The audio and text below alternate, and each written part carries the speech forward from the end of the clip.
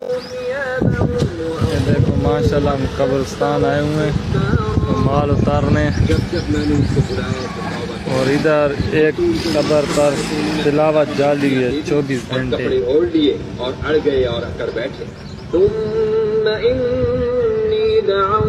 ماشاءاللہ سب پہ جاری ہے تلاوت، اس سائڈ بھی تلاوت جاری ہے۔ اور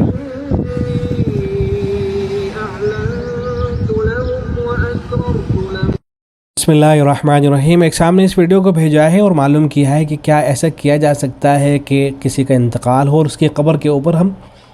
قرآن مجید کو جو ریکارڈ کیا جاتا ہے اس کو لے آ کے چلا دیں اور ریکارڈنگ چلتی رہے اور اس سے مرنے والے کو فائدہ ہوتا رہے، ثواب پہنچتا رہے۔ تو کیا اس کی گنجائش ہے؟ تو جواب میں سے پہلے تو معلوم نہیں کہاں کی یہ ویڈیو ہے،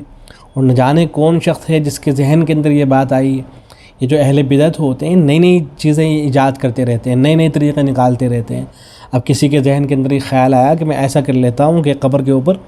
ریکارڈنگ چلا دیتا ہوں لے جا کر، اور اچھا یہ جو اس آدمی نے کیا ہوگا یہ سوچ کے کیا ہوگا کہ بھئی یہ ایک اچھا کام ہے، اس لیے ذہن میں یہ ہوگا کہ ریکارڈنگ ہوگی تو مرنے والے کو اس سے فائدہ پہنچتا رہے گا، تو اچھا سمجھ ہی کر اس کو کیا گیا ہوگا۔ تو اس طرح کی جو چیزیں ہوتی ہیں بدعت کے تحت آتی ہیں، ناجائز ہے بالکل، ہرگز اس طرح کے کام نہیں کرنے چاہیے۔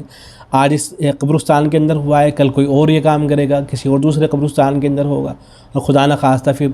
کیا معلوم آگے چل کر یہی سب ہونے لگے کہ ہر قبر کے اوپر آپ کو جو ہے ریکارڈنگ رکھی ہوئی ملے قرآن مجید کی، وہ چل رہی ہو اور پورے قبرستان کے اندر بس قرآن مجید کی تلاوت کی ریکارڈنگ ہو رہی ہو، تو ہو سکتا ہے کہ آگے چل کے یہ ساری چیزیں عام ہونی شروع ہو جائیں۔ تو ہرگز یہ سب نہیں کرنا چاہیے،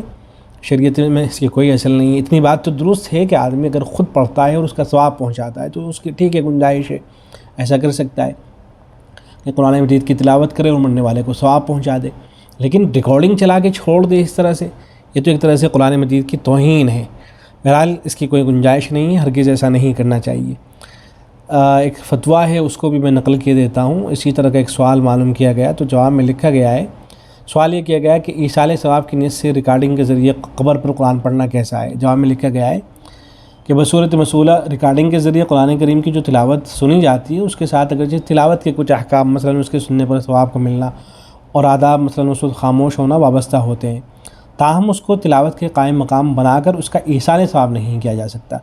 کیونکہ تلاوت کے ثواب کے ایصال کے لیے تلاوت کا صحیح اور معتبر ہونا ضروری ہے، یعنی تلاوت کرنے والا تلاوت کرنے کی اہلیت رکھنے کے ساتھ ساتھ ذی شعور متمیز بھی ہو، اور ظاہر سی بات ہے کہ ٹیپ میں نہ تلاوت کرنے کی اہلیت ہے اور نہ ہی وہ ذی شعور ہے۔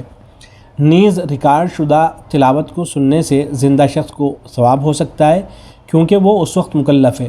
اور دارالتکلیف یعنی دنیا میں ہونے کی وجہ سے اس کے اعمال معتبر ہیں، لہذا جب وہ تلاوت سنے گا، خواہ وہ ریکارڈ شدہ تلاوت ہو، اس کے دل میں قرآن کی عظمت پیدا ہوگی۔ نیز اگر وہ قرآن پاک کا ترجمہ جانتا ہے تو آیات سن کر ان کے مضامین میں غور و فکر کرے گا، اور یہ سب اعمال زندہ کے حق میں نیکیاں ہیں، جبکہ مردہ شخص مکلف نہیں ہے، اور وہ جہاں ہے وہ دارالتکلیف نہیں ہے بلکہ دارالجزا ہے، لہذا مردے کے سننے کے باوجود اسے ثواب نہیں ہو سکتا، لہذا محض قبر پر ٹیپ ریکارڈنگ لگا کر تلاوت کا ایصال ثواب کرنا درست نہیں ہے۔ السلام علیکم ورحمۃ اللہ۔